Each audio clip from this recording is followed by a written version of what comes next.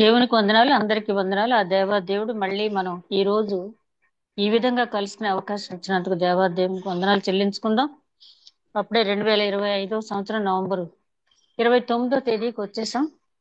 మరి రేపటి నుంచి కొన్ని డినామినేషన్స్ లో అడ్వెంట్ అనేది ప్రారంభం అవుతుంది. చాలా మంది అడ్వెంట్ ఏంటి అయిపోయింది కదా అని చెప్పి అంటారు, కానీ మొదటి రాకడ అయిపోయింది. మొదటి రాకడ నెరవేర్పులన్నీ తలుచుకుంటూ రెండో రాకడకి సిద్ధపాటు పడటానికి మనం ఈ అడ్వెంట్ కాలాన్ని మనం ఆచరిస్తూ ఉన్నాం. చాలా మంది క్రిస్మస్ ఏంటి, ఈస్టర్ ఏంటి అనేవాళ్ళు కూడా ఉన్నారు. ఏదేమైనప్పటికీ లెంటన్ డేస్ లా 40 days మాత్రమే ఉంటే చాలా అని అడిగేవాళ్ళు ఉన్నారు. అవన్నీ కూడా మనం జ్ఞాపకం చేసుకోవటానికంటే బర్త్డే రోజున థ్యాంక్స్ గివింగ్ ప్రేయర్ పెట్టుకుంటాం. ఆ ఒక్కరోజే థ్యాంక్స్ గివింగ్ ప్రేయర్ పెట్టుకుంటే చాలా, అంటే ప్రతిరోజు దావీదు మహారాజు చెప్పినట్టుగా నా ప్రాణమా యెహోవాను సన్నతించుము, నా అంతరంగం సమస్తమైన పరిశుద్ధనామం సన్నతించుము, ఆయన చేసిన ఉపకారంలో దేనిని మరొకమని చెప్పి ఇందాక పాప పాడినట్టుగా ఆయన కృపను కొనియాడాలి. మనం ఆయన ప్రేమను ప్రకటిస్తూనే ఉండాలి, సాక్షులుగా జీవించాలి. మరి అడ్వెంట్ కాలాన్ని ప్రవేశపెట్టినటువంటి దేవాదేవునికి వందనాలు చెల్లించుకుంటూ, మరి సెకండ్ కమింగ్ అనేది ఎప్పుడు జరుగుద్దో మనకైతే తెలియదు. ఈ వాక్యం మనం చెప్తూ ఉంటుండగానే ఒకవేళ ఆ సమయం అయిపోతే కూడా రావచ్చు. పలానా సమయం అని మనం ఎవరూ చెప్పలేం.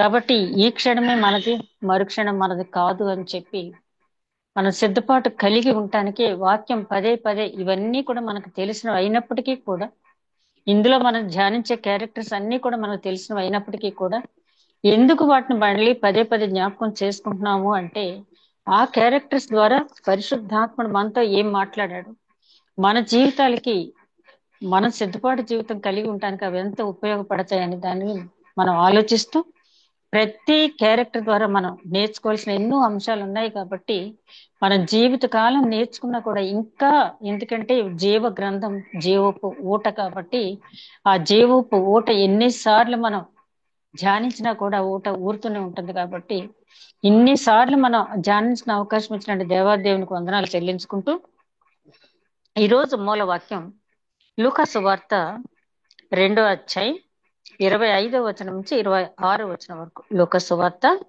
2వ అధ్యాయం 25వ వచనం.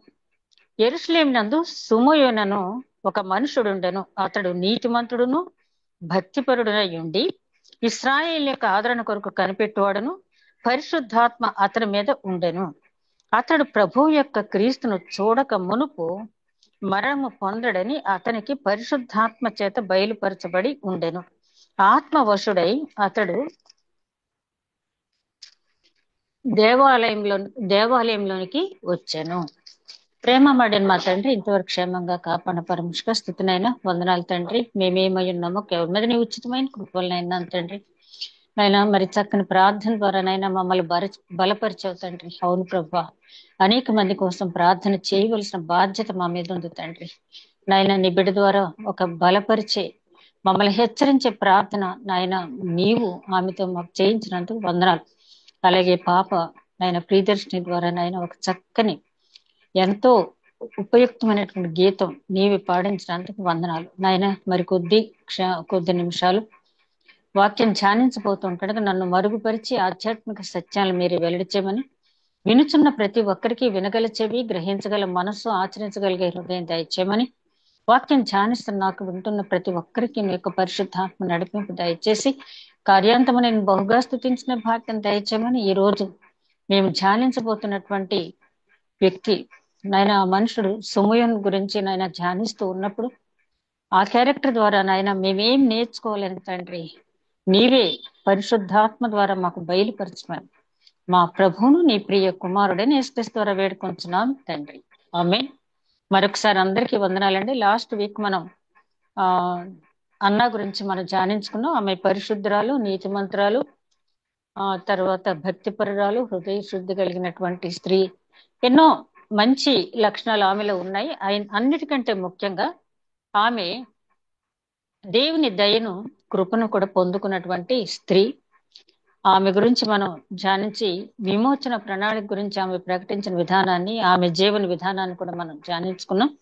ఆమె జీవన విధానాన్ని ద్వారా కూడా అంటే గాయపడిన వారు ఎప్పుడు కూడా లోకం వైపు చూడకుండా మన గాయములు బాగు చేసేవాడు ఆయనే, గుండె చెదరిన వారిని బాగు చేసేవాడు ఆయనే అని చెప్పి ఆయన ఎవరైతే ఆశ్రయిస్తారో ఆయన విడిచిపెట్టే దేవుడు కాదు. ఇర్మియా ప్రవక్త ద్వారా నేను వారిని సంరక్షించినట్లు నీ విధవరాండ్ర నన్ను ఆశ్రయింప నువ్వు అని చెప్పారు. అక్కడ విధవరాండ్రనే కాదు కానీ ఎవరైతే ఇబ్బందిలో ఉన్నారో, ఎవరైతే కొరతలో ఉన్నారో, ఎవరైతే వేదనలో ఉన్నారో లోకం వైపు చూడకుండా ఆయన వైపు చూడమని దినమెల్లా నా చేతులు చాచి నేను పిలుస్తున్నాను అంటాడు ఆయన. విననొల్లని పిల్లల కోసం దినమెల్లా నా చేతులు చాచి పిలుస్తున్నానని చెప్పి.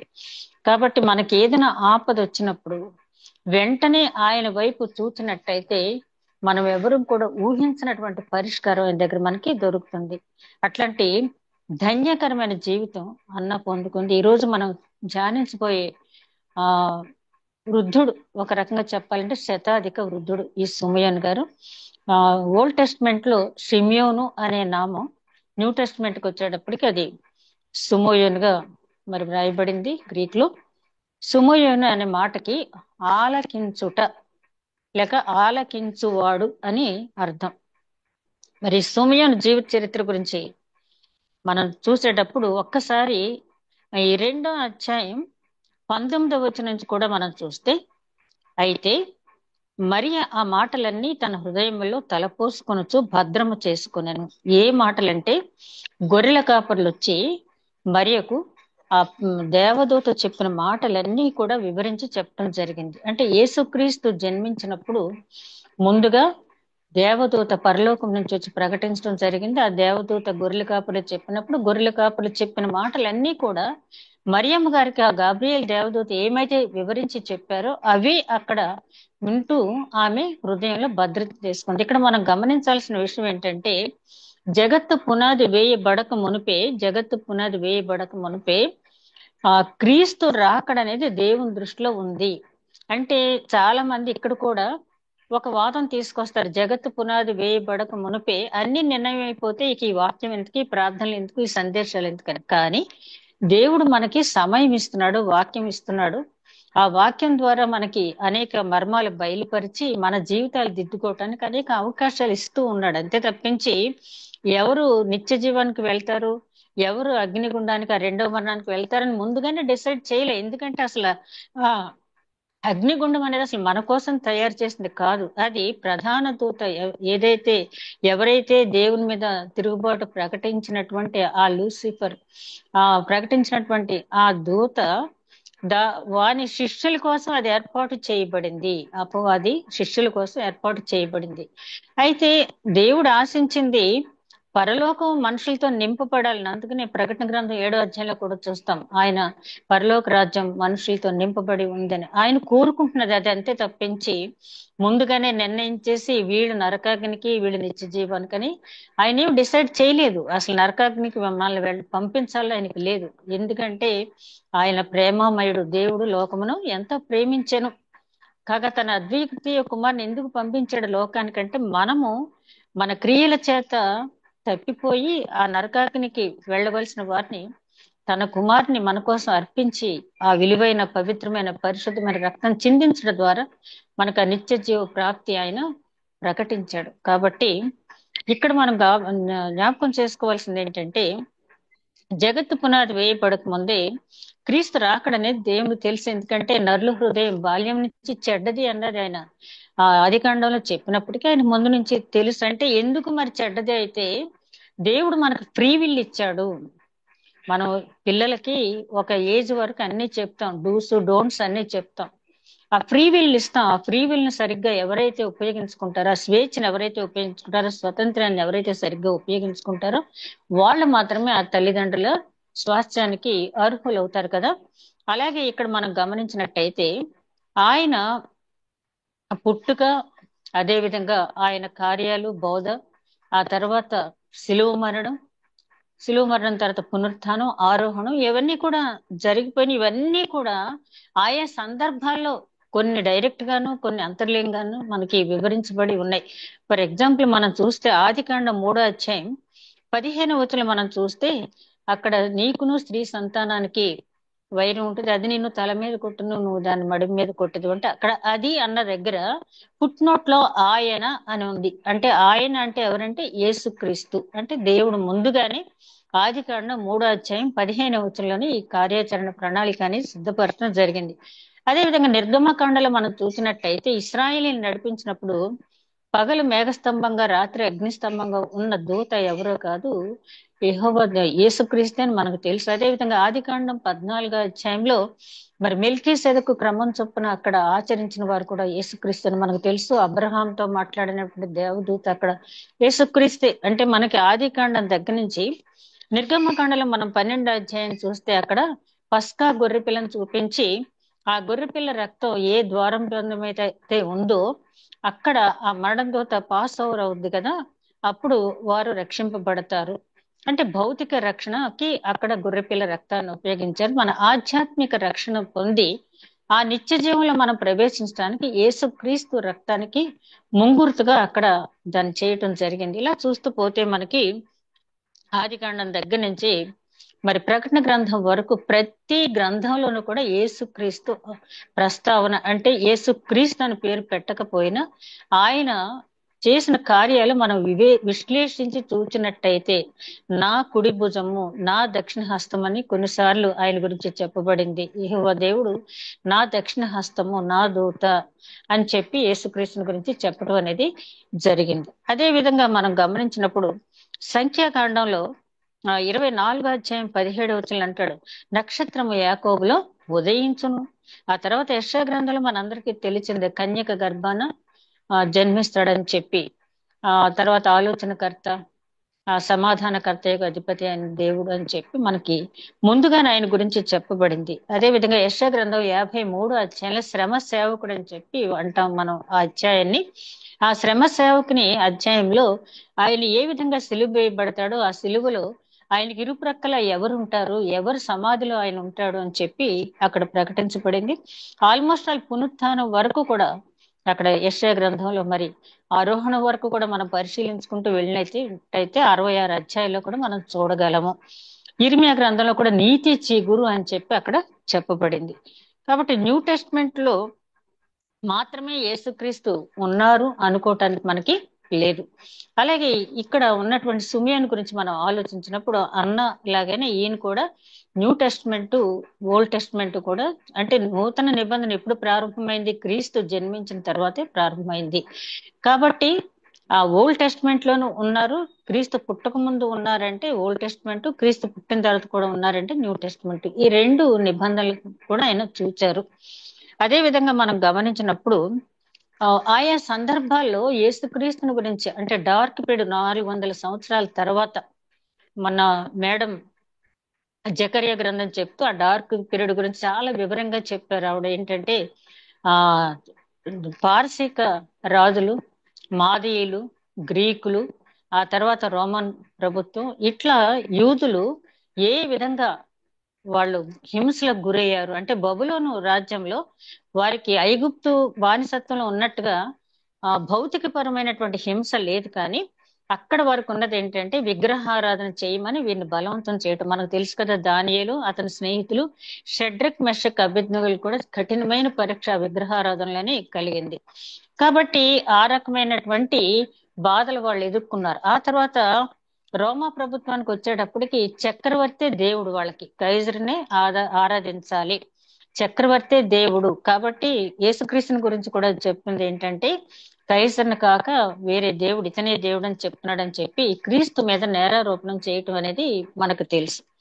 అయితే మనం గమనించాల్సినటువంటి విషయం ఏంటంటే ఆయా సందర్భాలు డార్క్ పీరియడ్ తర్వాత క్రీస్తుని గురించి వర్ణించి చెప్పిన వాళ్ళు డార్క్ పీరియడ్ అనంతరం దేవదూత ఎవరితోటి మాట్లాడారు ముందంటే జకరియా ఎలిజబెత్లతో మాట్లాడారు. వాళ్ళ గురించి చెప్పబడినటువంటి సాక్ష్యం నీతిమంతులు, భక్తిపరులు, ధర్మశాస్త్రాన్ని తూచా తప్పకుండా పాటిస్తూ దేవుని ప్రేమను, కృపను, దయను పొందుకున్నటువంటి వారు.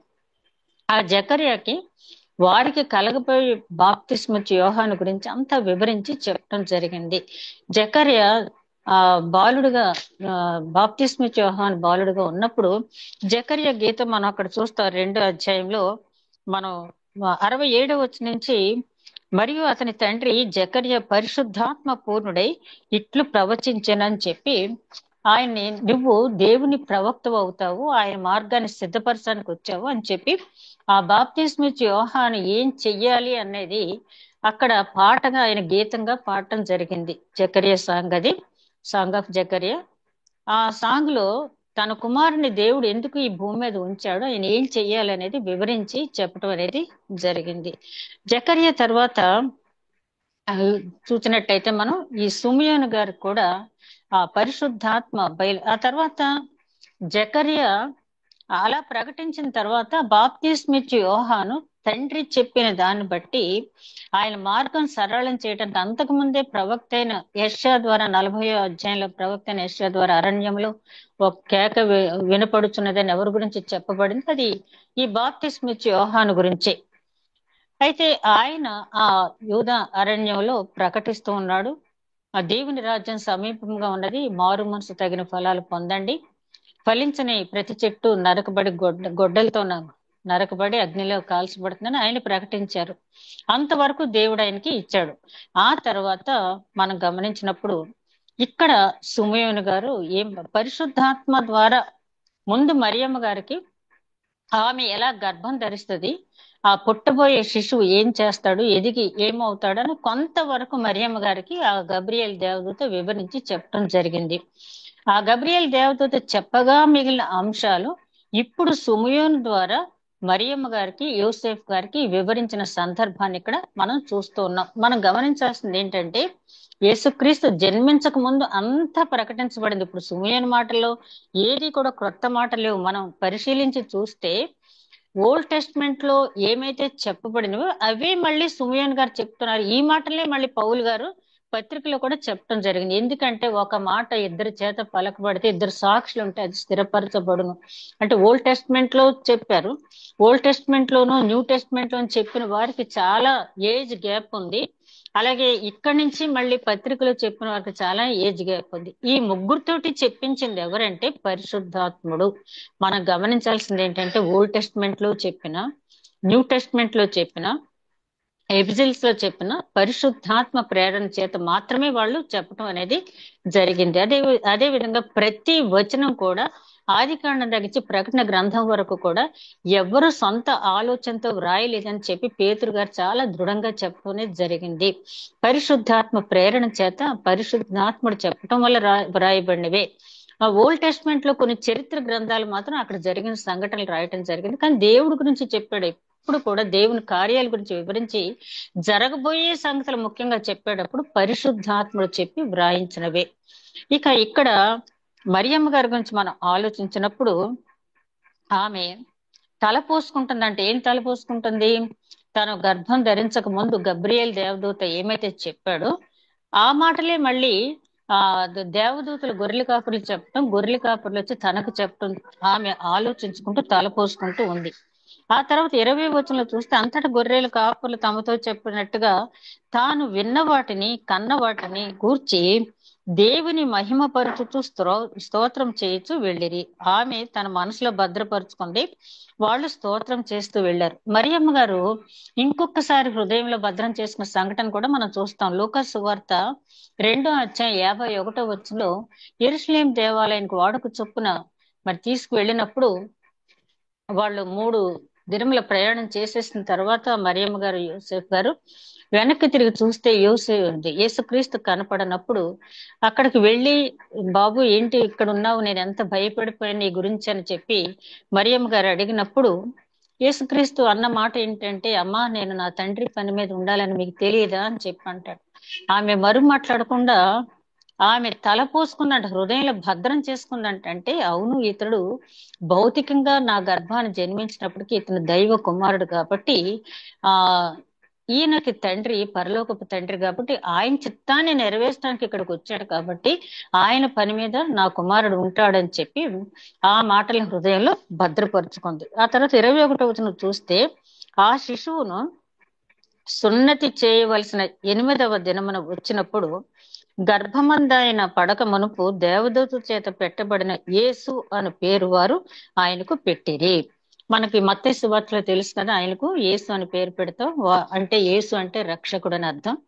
ఆయన తన ప్రజలను వారి పాపముల నుండి వారిని ఆయనే రక్షించను గనక ఆయనకు యేసు అని పేరు పెట్టుదు అని చెప్పి గబ్రియల్ దేవదూత ద్వారా యోసేపుకు చెప్పబడినటువంటి పేరు ఇక్కడ యేసుక్రీస్తుకు పెట్టడం జరిగింది. యోసేపు చట్టరీత్యా లీగల్ గా ఆయన తండ్రి యేసుక్రీస్తు కాబట్టి నామకరణ అనేది యోసేఫ్ గారే చేయటం అనేది జరిగింది. ఆ తర్వాత మనం గమనించినప్పుడు మోషే ధర్మశాస్త్రం చొప్పున వారు తమను శుద్ధి చేసుకుని దినములు గడిచినప్పుడు ప్రతి తొలిచేలు మగపిల్ల ప్రభువుకు ప్రతిష్ఠ చేయబడవలెను అని ప్రభువు ధర్మశాస్త్రమందు వ్రాయబడినట్లు ఆయనను ప్రభువుకు ప్రతిష్ఠించుటకును ప్రభువు ధర్మశాస్త్రం అని చెప్పబడిన గువ్వల జతనైనను 2 పావురపు పిల్లలనైనా బలిగా సమర్పించుటకును వారు ఆయనను యెరూషలేమునకు తీసుకుని పోయిరి.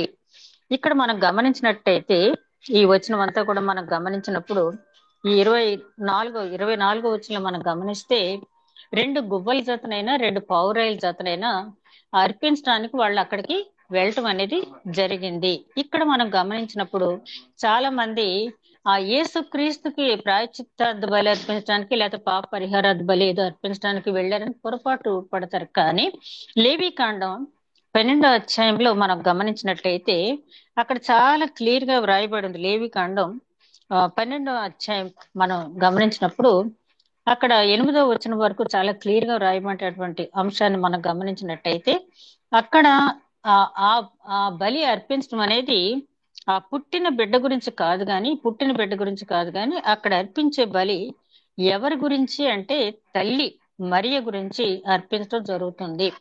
ఇది కూడా మనం గమనిస్తే చాలా మంది ఏమనుకుంటారంటే ఈ 2 కలిపి ఒకే రోజు అనుకుంటారు. ఈ సున్నతి శుద్ధి చేసిన దినం, సున్నతి అనేది 8వ దినాన జరుగుతుంది. సున్నతి అంటే మన అందరికీ తెలిసింది, ఆ గోప్యంగా చర్మాన్ని వారు కట్ చేస్తారు కదా, అది అబ్రహాముకి అలాగే తన కుమారుడైన ఇస్మాయిల్ కి ఇస్సాక్కి జరిగింది. అక్కడి నుంచి యూదులందరికీ ఉన్నటువంటి ఆచారం అది. కాబట్టి అది సున్నతి వేరు, సున్నతి ఏమో 8వ దినాన్ని జరుగుద్ది. ఇక్కడ రాయటం అనేది 2 కలిపి రాశారు. కానీ ఈ పావురపు పిల్లను గువ్వల తాతను అర్పించింది ఎప్పుడంటే శుద్ధి చేయబడు దినమున 40వ దినమున. అంటే ఒక స్త్రీకి మగపిల్లవాడు పుట్టినట్టయితే 40 రోజులు ఆమె రక్త శుద్ధి కోసం ఆమె విడిగా ఉండాలి. అదే ఆడపిల్ల అయితే 60 రోజులు ఉండాలని చెప్పి 66 రోజులు ఉండాలని చెప్పి అక్కడ రాయటం అనేది జరిగింది. ఈ శుద్ధి చేసే దినం వచ్చినప్పుడు ఆమె ఆ పావురు పిల్లల్ని తీసుకుని రావటం అనేది జరిగింది. అందుకనే దావీదు మహారాజు అంటాడు ఏంటంటే 51వ అధ్యాయంలో 5వ వచనంలో ఆయన చెప్పిన మాట, దావీదు మహారాజు చెప్పిన మాటను మనం గమనించినట్లయితే నా తల్లి నన్ను పాపంలోనే గర్భం ధరించింది, నేను పాపంలోనే పుట్టాను అని చెప్పి ఆయన చెప్పడం జరిగింది. ఒకసారి చూద్దాం. అది కీర్తన గ్రంథం 51 సంకీర్తన. ఎవరైనా తీస్తే చూడమ్మా. కీర్తనలు 51. నేను పాపంలోనే పుట్టినవాడను, పాపంలోనే నా తల్లి నన్ను గర్భము ధరించెను. నేను పాపంలోనే పుట్టినవాడను, నా తల్లి పాపంలోనే నా తల్లి నన్ను గర్భమున ధరించెను. అంటే ఈ మాట ఆయన చెప్తున్నాడు. ఎందుకంటే ధర్మశాస్త్రం అంతా తెలుసు. అంతకంటే ముఖ్యంగా దావీదు మహారాజుకి పరిశుద్ధాత్మ నడిపింపు, ఆత్మ నడిపింపు అనేక విషయాలు ఆయనకు తెలుసు. కాబట్టి ఆయన దేవుని హృదయానుసారుడు. కాబట్టి ఆయన ఏమంటున్నాడంటే పాపంలోనే నా తల్లి నన్ను గర్భం ధరించింది, పాపంలోనే నేను పుట్టానని చెప్పి, అంటే ఈ మాటను పట్టుకుని చాలా మంది దావీదు మహారాజు యొక్క తల్లి ఏదో పాపం చేసింది, అందుకనే దావీదు యొక్క తండ్రి యెషయి దావీదుని దూరంగా పెట్టాడు, గొర్రెల కాపరిగా పెట్టాడు, మిగతా వాళ్ళందరికీ కూడా ఆర్మీలో జాబ్స్ వచ్చిన, ఇతను మాత్రం వేరేగా పెట్టాడు, ఏదో జరిగింది. అంటే అక్కడ దావీదు తల్లికి వేరే స్టోరీ ఉందంటే ఆమె యొక్క మోయాబీరాలు, అది చాలా పెద్ద స్టోరీ ఉంది. కానీ దావీదు తల్లి చాలా నీతిమంతురాలు. నా తల్లి స్తన్యపానం మంది నిన్ను గూర్చి వివరించి చెప్పింది, నీ గురించి నమ్మిక కలిగించింది అంటాడు దావీదు మహారాజు. ఆమె మహా భక్తిపరురాలు, నీతిమంతురాలు. ఎందుకు ఇక్కడ చెప్పబడిందంటే మనకు తెలుసు, రోమీలు రాసిన పత్రిక 4వ అధ్యాయం మనం చూస్తాం కదా, ఆదాము చేసిన పాపమును బట్టి ఆదాము ద్వారా ఆ పాపం అందరికీ కూడా సంప్రాప్తమైంది అంటాడు అక్కడ పౌలు గారు. సంప్రాప్తమైంది, మనం ఏమి తెచ్చుకోక్కల, మన జీన్స్ అక్కడి నుంచి వచ్చేసినాయి. కాబట్టి ఆ ఆ సంప్రాప్తమైన పాపంలో ఈ బిడ్డ జన్మించాడు కాబట్టి జన్మ పాపం గురించి, అంటే ఆయన ఏమీ పాపం చేయలేదు, ఆ ఏ గర్భంలో అయితే పుట్టాడో ఆ మరియ ఆ వారసత్వం నుంచి వచ్చింది కాబట్టి అక్కడ ఆ బలి అర్పణ అనేది జరిగింది. అది చాలా మంది తెలియక దావీదు మహారాజు ఏదో, దావీదు మహారాజు తల్లి ఏదో చేసింది అందుకనే దావీదు మహారాజు అలాగన్నాడు. అలాగే చాలా మంది పౌలు గారు 7వ అధ్యాయంలో అంటాడు, నాకు ఒక నియమం కలదు, హృదయంలో మరొక నియమం కలదు, అందుకని నేను చేయగలిగిన మంచిని చేయలేకపోతున్నాను అంటే, అబ్బో పౌలు గారు ఏదో పాపం చేస్తారేమో అంటారు. అది కాదు, అక్కడ ఆయన చెప్పింది ఏంటంటే మనిషి సాధారణంగా మంచి చేయాలని మనసులో హృదయంలో కూడా అనుకుంటాడు, కానీ హృదయం అన్నిటికంటే మోసకరమైంది కాబట్టి ఒక్కొక్కసారి చెయ్యాలనుకున్న మంచి కాకుండా వేరే పని చేయటానికి ఎక్కువగా ప్రేరేపణ కలుగుతూ ఉంటుంది. దాని మనస్సాక్షితో గద్దించి మంచి పని చేసిన వాడు నిత్య జీవాన్ని ప్రవేశం పొందుతాడు. ఆ మనస్సాక్షి గద్దింపుకు లోబడిన వాడు అగ్నిగుండానికి వెళ్తాడు. అది చాలా విస్తృతమైన అర్థం ఉంది దాంట్లో, పౌలు గారు చెప్పిన దాంట్లో. ఒక్క మాట చదివేసి అబ్బా పౌలు గారు అంటే ఏదో అనుకున్నాము, నాలో వేరే నియమం ఉంది, నేను చేయాలనుకున్నా చేయలేకపోతున్నానని ఆయనే ప్రకటించేస్తున్నాడు, కాబట్టి ఈయన మంచి చేయలేదా అని చెప్పి వీళ్ళకి వీళ్ళు నిర్ధారించేసుకునే విషయాలు కూడా మనం చూస్తాం. అదే విధంగా ఇక్కడ అంటున్న మాట ఏంటంటే, ఈ శుద్ధి చేసే రోజున అర్పించేటటువంటి బలి అర్పణ ఆ శిశువు గురించి కాదు, గాని ఆ శిశువుని కన్నా తల్లి శుద్ధీకరణ నిమిత్తం అక్కడ అర్పించడం అనేది జరుగుద్ది. అంటే ఆ శుద్ధీకరణ చేసినంత మాత్రాన ఆమె నీతి మంత్రాలు అయిపోద్దా అంటే అది కాదు. శుద్ధీకరణ ఆచారం వేరు. ఈ శుద్ధీకరణ ఆచారం గురించి మనం చూస్తాం కదా, కానా వివాహాలు కూడా అక్కడ రాయబడి ఉంది. ఈ శుద్ధీకరణ అనేది మెయిన్ దేవుని యందు విశ్వాసం ఉంచడం ద్వారా మాత్రమే మనం నీతిమంతులుగా మారగలం. అక్కడ 6 రాతి పనులు ఖాళీ చేసినంత మాత్రాన, శుద్ధీకరణ ఆచారాన్ని పాటించినంత మాత్రాన ఆ నీరు ద్రాక్షారసంగా మారదు. కానీ అక్కడ వాళ్ళు మాట చెప్పిన యేసు యందు విశ్వాసం ఉంచారు కాబట్టి ఆ నీరు ద్రాక్షారసంగా మారింది.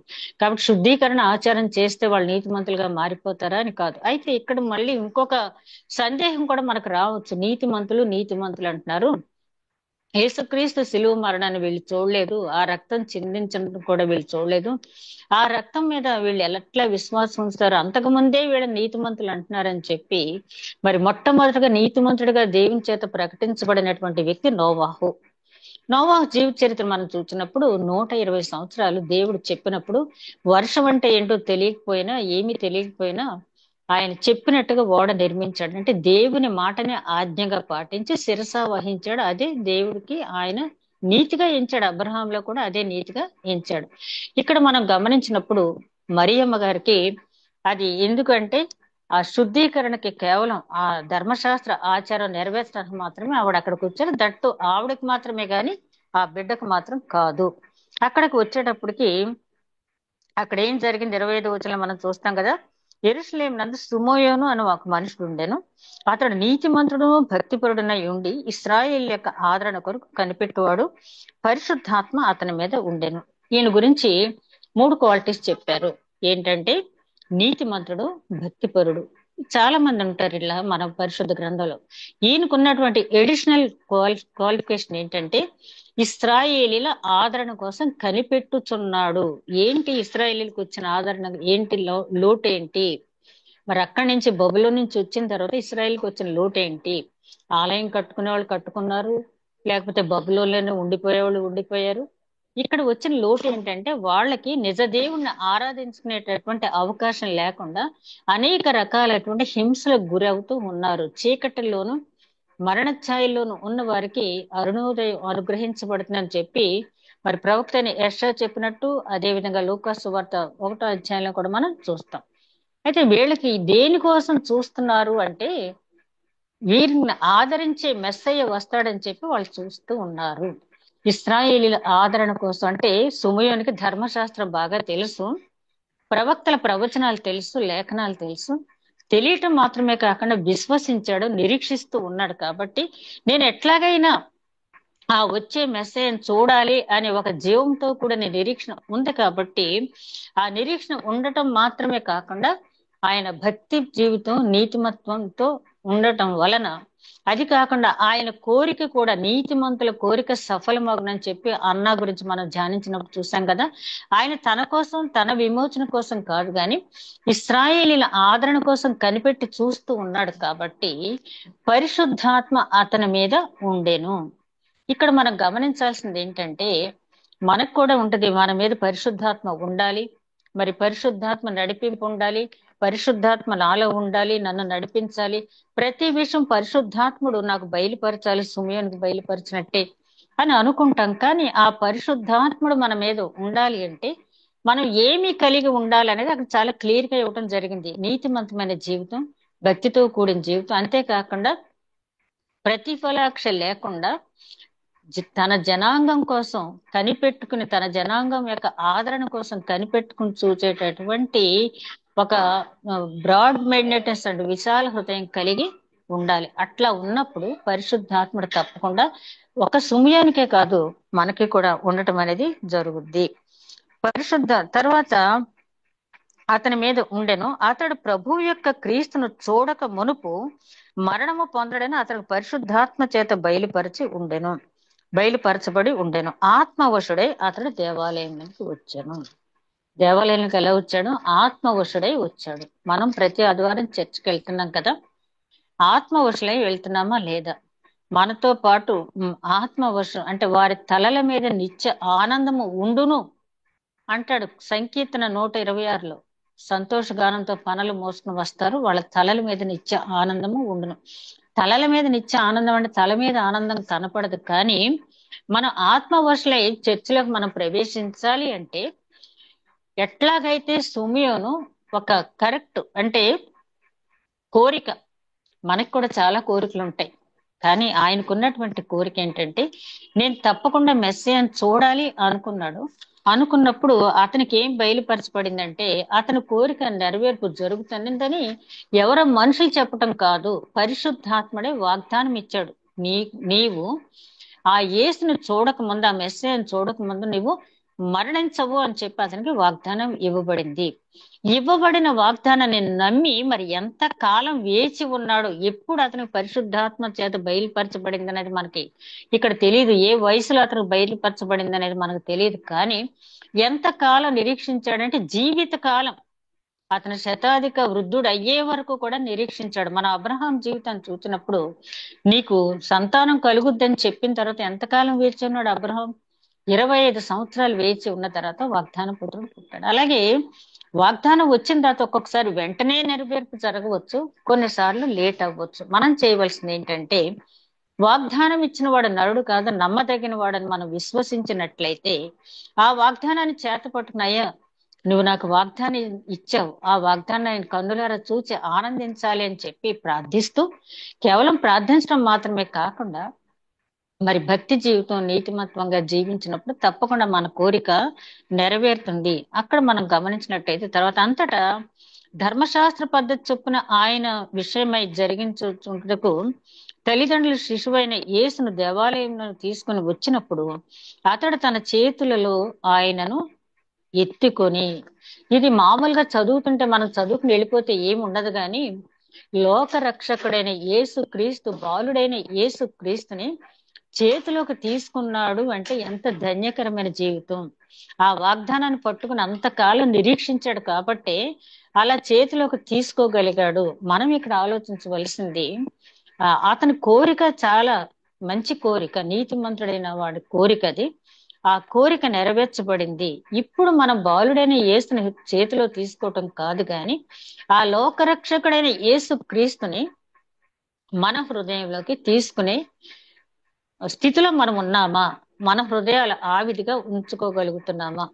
ఆ పశువుల తొట్టులో పరున్నటువంటి ఆ బాలుడిని చూచినప్పుడు ఆయన ఆ పశువుల తొట్టిని ఒక రక్షణ నిలయంగా మార్చేశాడు దాన్ని.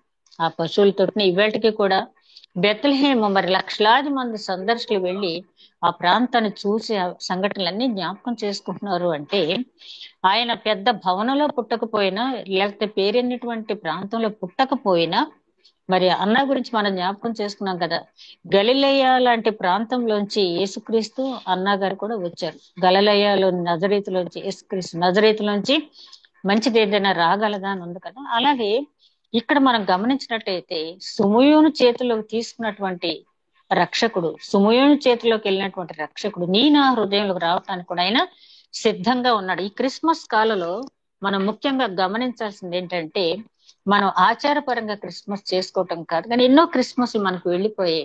మన హృదయంలోకి ఆయన ఆహ్వానించగలిగిన స్థితిలో మనం ఉన్నామా లేదా అనేది మనం గమనించుకోవాల్సి ఉంది. ఎట్లా గమనించుకోవటానికి ఇట్లాంటి క్యారెక్టర్స్ మనకి పరిశుద్ధ గ్రంథాలు ఇవ్వబడినాయి. వాళ్ళకి ఆయన అంటాడు కదా, ఏలియా కూడా మన వంటి మనుషుడే, 3.5 సంవత్సరాలు వర్షం రావద్దు అంటే ఆగిపోయింది, మళ్ళీ రమ్మంటే వచ్చిందంటే అది ఏలియా గొప్పతనం కాదు, ఏలియాలో ఉన్న విశ్వాసం. ఆ విశ్వాసం కూడా రైట్ చాయిస్. ఎవరి మీద పడితే వాళ్ళ మీద విశ్వాసం పెట్టుకోవటం కాదు, ఎవరిని విశ్వసించాలో వారి క్రియలు వారి గమనించిన తర్వాత, అనుభవ జ్ఞానం పొందిన తర్వాత వారి మీద విశ్వాసం మనం పెట్టుకోవాలి. కాబట్టి ఇక్కడ శతాధిక వృద్ధుడు అయినప్పటికీ కూడా తన కోరిక సఫలమైంది. తర్వాత తన చేతిలోకి తీసుకున్నాడు. తీసుకున్నాక ఏం చేస్తున్నాడు, నాథా ఇప్పుడు నీ మాట చొప్పున సమాధానంతో నీ దాసిని పోనిచ్చుచున్నావు. మనం ఈ పాట ఎప్పుడు పాడతాం, మీకు ఎవరికైనా గుర్తుందా? సాధారణంగా ఈ సాంగ్ మనం అంటే మాకైతే లోదరన్ దాంట్లో కమ్యూనియన్ సమయంలో పాడతాం. ఇది సుమయోను గీతం. నాథ నీ దాసుని పోనిచ్చుచున్నావు, అన్యజనులకు నిన్ను బయలుపరచుటకు వెలుగుగాను. ఆయన ఏమంటున్నాడంటే, నాథ ఇప్పుడు నీ మాట చొప్పున సమాధానంతో నీ దాసుని పోనిచ్చుచున్నావు. సమాధానంతో అంటే మనిషి సుమయోను ఏమన్నా పాపం చేశాడా? భక్తిపరుడు నీతిమంతుడని కూడా ఆయన గురించి పరిశుద్ధాత్మే సాక్ష్యం ఇచ్చాడు కదా. అట్లాంటప్పుడు సమాధానం ఎందుకు కావాలి అంటే, మానవుడిగా పుట్టినందుకు మనం తండ్రి అని పిలవటానికి మనకి అర్హత లేనప్పుడు, మరి మనమైతే ఆ క్రీస్తు రక్తమందు విశ్వాసం ఉంచడం ద్వారా నీతిమంతులుగా తీర్చబడి సమాధాన పడుతున్నాం. ఆయనకు వాగ్దానం చేయబడింది ఏంటంటే, నువ్వు ఆ బాలుని చూడకుండా నువ్వు చనిపోవని చెప్పారు. కాబట్టి ఇప్పుడు సమాధానం పొందుతున్నాడు అంటే, నేను నిత్య జీవానికి వెళ్తాను, దేవుని సన్నిధికి వెళ్తాను, నాకు అష్యూరెన్స్ తో నేను చనిపోతున్నాను, నాకు ఈ సమాధానం నువ్వు ఇచ్చావని చెప్తూ ఉన్నాడు. మనం ఎప్పుడైనా కూడా రోజులో ఒక్కసారైనా కూడా దేవునితో సమాధాన పడే పరిస్థితిలో మన జీవితం ఉందా? ఈ ఉదయకాలం నుంచి నేను చేసిన పని కానీ, నేను మాట్లాడిన మాట కానీ, నేను ఆలోచించిన ఆలోచన గాని నా దేవునితో సమాధాన పడే స్థితిలో నేను ఉన్నాను. ఇది వరకు ఒకసారి వాక్యం చెప్పేటప్పుడు నేను గుర్తు చేసినట్టు అనుకుంటున్నాను. ఏంటంటే, మన ఆలోచనలే దేవునికి స్తుతి. మన మనసులో ఏ ఆలోచనలు అయితే ఉన్నాయో అవే దేవుని స్తుతి. మన లైఫ్ స్టైల్ ఆరాధన, మన లైఫ్ స్టైల్ ఆరాధన. ఈ స్తుతి ఆరాధన ఒక రోజు మనం చూసుకుంటే, ఈ రోజంతా నేను ఆలోచించిన ఆలోచనలు ఏంటి, నేను నడిచిన నడకేంటి, నేను చేసిన క్రియలేంటి, నా ప్రవర్తన ఏంటి, దేవునితో సమాధాన పడే స్థితిలో నేను ఉన్నానా, లేదా దేవుడు నా కోసం చాచిన చేతులు అట్లాగే ఉన్నాయా, నేను ఇంకా సమాధాన పడి ఆయన దగ్గరికి వెళ్ళలేని స్థితిలో ఉన్నానా అని చెప్పి మనం ప్రశ్నించుకోవాల్సిన పరిస్థితులని మనం ఉన్నాం.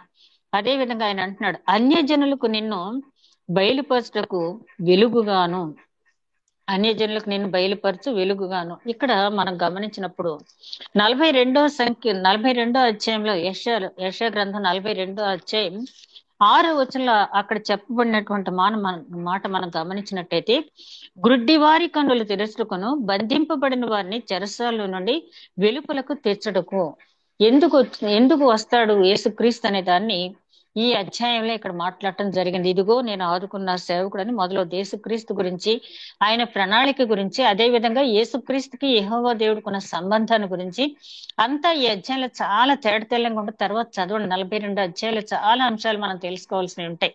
ఆయన ఎందుకు వస్తున్నాడంటే, బంధింపబడిన వారిని విడుదల చేయటకు, గ్రుడ్డి వారి కన్నులు తెరచుటకు. ఇదే మాటలు మనం ఎక్కడ చదువుతామంటే, మళ్ళీ 61వ అధ్యాయంలో 40వ అధ్యాయంలో యెషయా గ్రంథంలో చదువుతాం.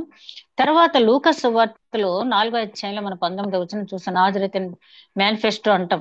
నజరేయుడైన యేసు క్రీస్తు ఎందుకు ఈ లోకానికి వచ్చాడు అనేది అక్కడ ఉంటుంది. ఈ గ్రుడ్డి వారు ఎవరు, ఈ బంధింపబడిన వారు ఎవరు అంటే, అపోస్తలుడైన పౌలు గారు కొరింథీయులకు రాసిన 2వ పత్రిక 4వ అధ్యాయం 5వ వచనంలో చెప్తాడు ఆయన, మేము ప్రపంచమంతా సువార్త ప్రకటిస్తున్నాం, ఆ సువార్త ప్రకాశం కొంతమందికి వెళ్ళటం లేదు. ఎందుకంటే వారి కన్నులు, వారు మనోనేత్రములు యుగ సంబంధమైన దేవత చేత మూయబడి ఉన్నాయి కాబట్టి ఆ ప్రకాశం వారి కన్నుల దగ్గరికి చేరటం లేదు.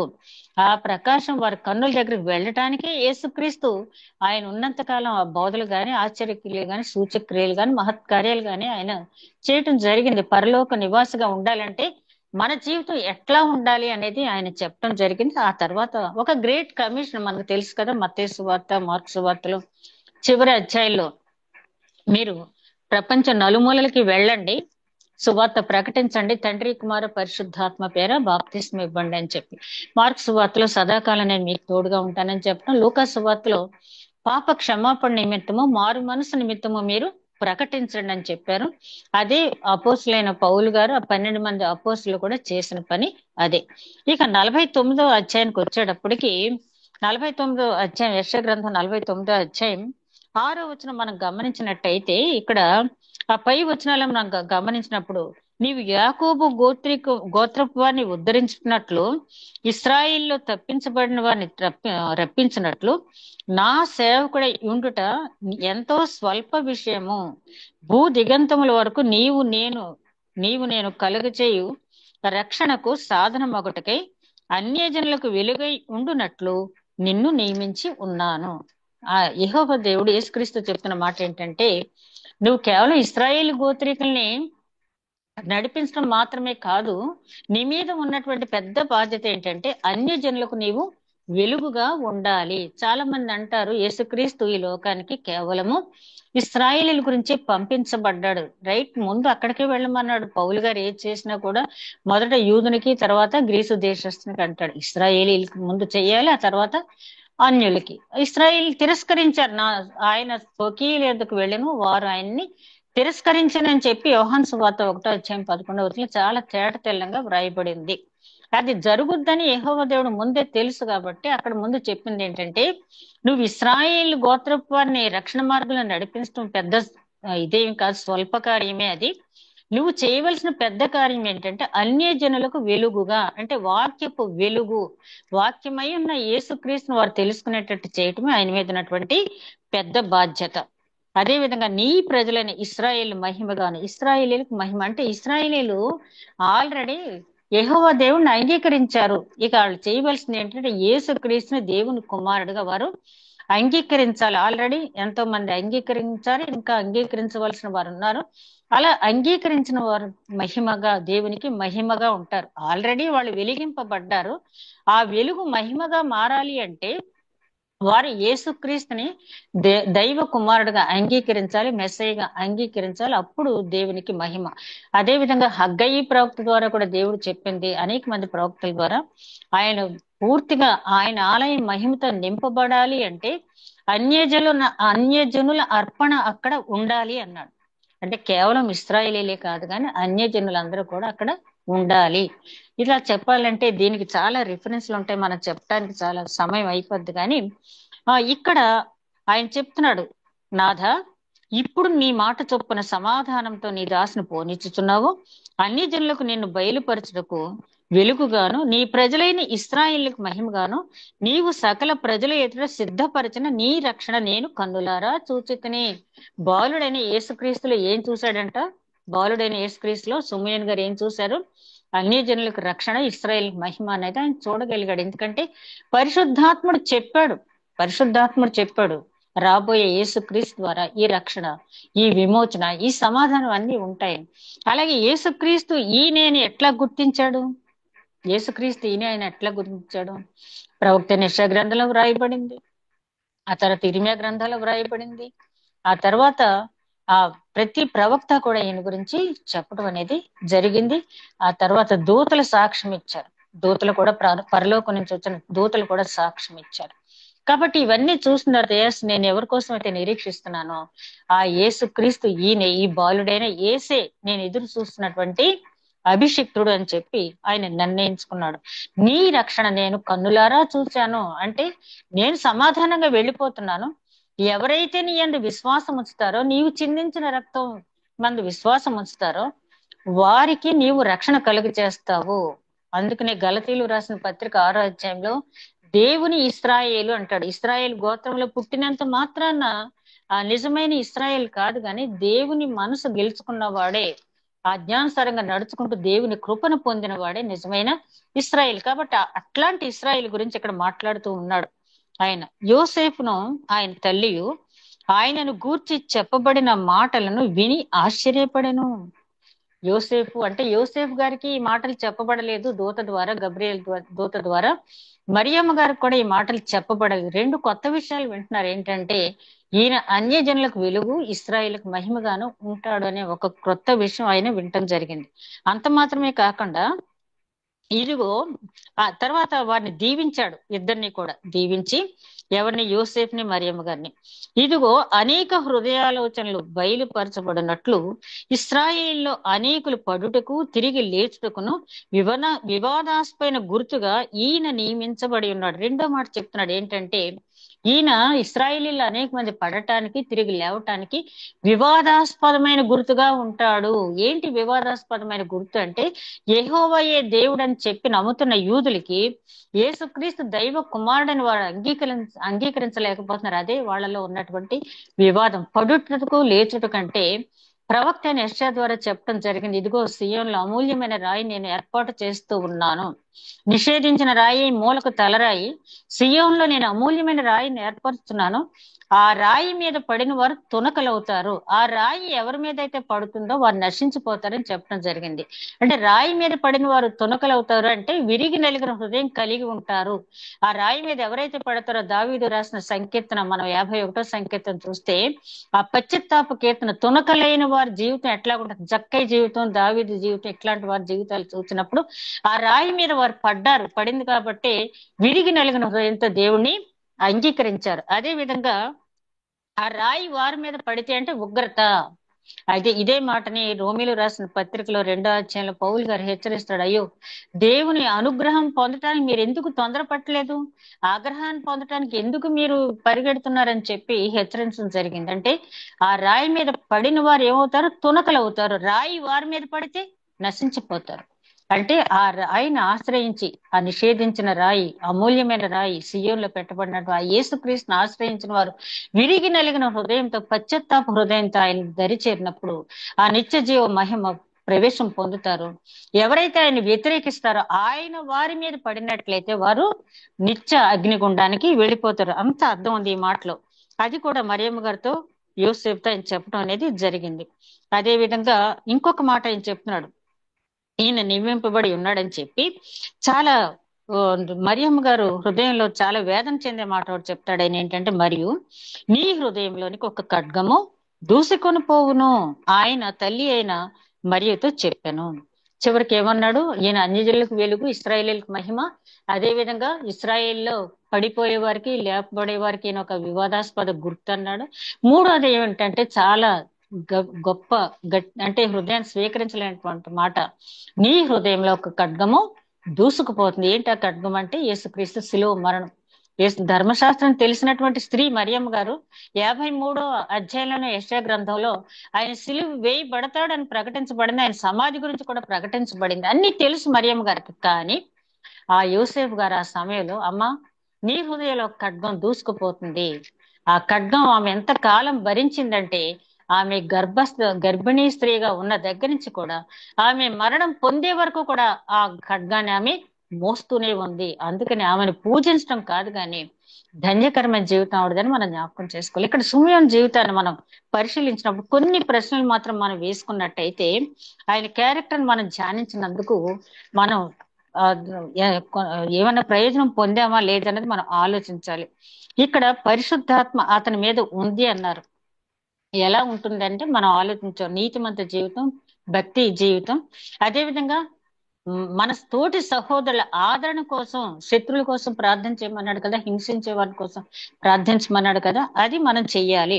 అదే విధంగా మనం గమనించినప్పుడు పరిశుద్ధాత్మ ద్వారా బయలుపరచబడటం అంటే మనకు కూడా బయలుపరచబడతాయి. మనం నిజంగా వాక్యాన్ని పట్టుకుని మనం ప్రార్థన చేసినప్పుడు, ప్రభువా నేనేం చేయను, నాకేంటి ఈ సమస్య సాల్వ్ ఎలా చేసుకోగలను అని చెప్పి అడిగినప్పుడు దేవుడిని తప్పకుండా మనకి మార్గం చూపిస్తాడు. అదే విధంగా ఆ విధంగా మనం దేవుని సన్నిధిని ఆశ్రయిస్తున్నామా?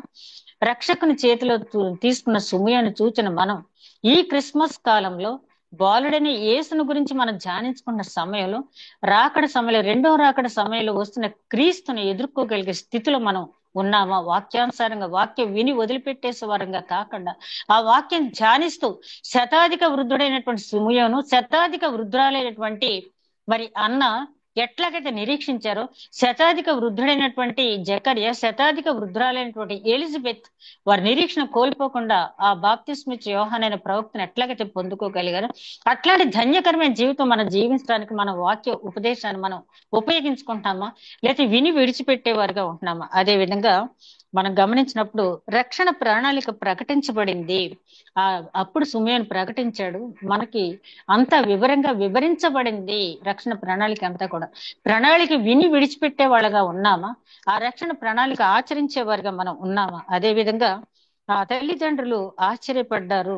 వాళ్ళకి తెలియదు కాబట్టి ఆశ్చర్యపడ్డారు. ఆ టైంలో మనకు అన్ని తెలుసు, ఆరోహణ వరకు తెలుసు, రెండవ రాకడ ఉంటుందని తెలుసు. మనం ఆశ్చర్యపడవలసిన విషయాలు ఏమి, కలవరపడవలసిన విషయాలు ఏమి, గందరగోళం పడవలసిన విషయాలు ఏమి మనలో లేవు. కాబట్టి మనం ఆశ్చర్యపోవటం కాదు, కానీ సిద్ధపాటు కలిగిన జీవితం జీవించినప్పుడు ఆ ఖడ్గం గురించి ప్రస్తావించినప్పుడు ఆ మరియమ్మ గారు హృదయంలో ఖడ్గం దూసుకుపోయింది. కానీ ఇప్పుడు క్రైస్తవుల హృదయాల్లో ఆ ఖడ్గం దూసుకుపోయే సమయంలో మనం ఉన్నాం. అయితే ఆ లోక రక్షకుని లోకాన్ని తీసుకురావటానికి మరియమ్మ గారు ఆ ఖడ్గాన్ని ఎలాగైతే భరించారో, లోకానికి సువార్త ప్రకటించడానికి, రక్షణ సువార్త ప్రకటించడానికి మనం కూడా హృదయంలో ఆ ఖడ్గం మోయటానికి మనం సిద్ధంగా ఉండాలి. అట్టి నడిపింపు దేవుడు మనకి అనుగ్రహించునుగాక. దయగల మా ప్రభువా, సుమయోన్ క్యారెక్టర్ ద్వారా అనేక అంశాలు మాకు వెల్లడి చేసావు తండ్రి. నాయన, పరిశుద్ధాత్మ మాలో ఉండాలంటే నీతిమంతమైన జీవితం, భక్తి కలిగిన జీవితం, అదే విధంగా సాటి సహోదరుల రక్షణ నిమిత్తం, ఆదరణ నిమిత్తం ప్రార్థించేవారుగా మేము ఉండాలి. అదే విధంగా పరిశుద్ధాత్మ విషయాలు బయలుపరచబడాలంటే నాయన నీతో కలిసి నడవాలి. హానుకి ఎట్లాగైతే నడిచాడో ఆ విధంగా మేము నడిచినప్పుడు మాకు వెల్లడి చేసే దేవుడు తండ్రి. ఇదిగో తండ్రి, రెండవ రాకడకు మేము సిద్ధపడుతున్న సమయంలో తండ్రి నాయన, వీరు ఇప్పుడు మేము పేర్కొన్న వారు జకర్య, ఎలిజబెత్, బాప్తిస్మిచ్ యోహాను, అన్న, సుమియోను, ఇట్లాంటి వారు నేను జీవితంలో ఎన్ని కష్టాలు ఎదుర్కొన్నా అభిషిక్తుని మేము చూడటమే మాకు ప్రాముఖ్యమని ఎట్లాగైతే నిలిచి ఉన్నారు, అదే విధంగా నిత్య జీవ ప్రవేశానికి నాయన మేము వస్తున్నటువంటి ఆటంకాలన్నిటినీ నీ వైపు చూస్తూ, విశ్వాసానికి కర్తయు దాన్ని కొనసాగించువాడైన యేసు క్రీస్తు వైపు చూస్తూ పందెపు రంగంలో పరిగెత్తనని పౌలు గారు చెప్పినట్టు, ఇదిగోనైనా మేము పందెపు రంగంలో ఉన్నాం తండ్రి. సులువుగా చిక్కులు పెట్టి పాపాన్ని ఎదిరించి నాయన నిత్య జీవం పొందేటట్లు కృప చూపమని, నీ చిత్తమైతే నీ రెండవ రాకడ ఆలస్యమైతే మరొక్కసారి నీ వాక్యాన్ని ధ్యానించుకునే కృప అనుగ్రహించమని, ఇక్కడికి వచ్చిన ప్రతి ఒక్కరిని పేరు పేరు వరుసను దీవించమని మా ప్రభువును నీ ప్రియ కుమారుడైన యేసుక్రీస్తు ద్వారా వేడుకుంటున్నాం తండ్రి. ఆమేన్.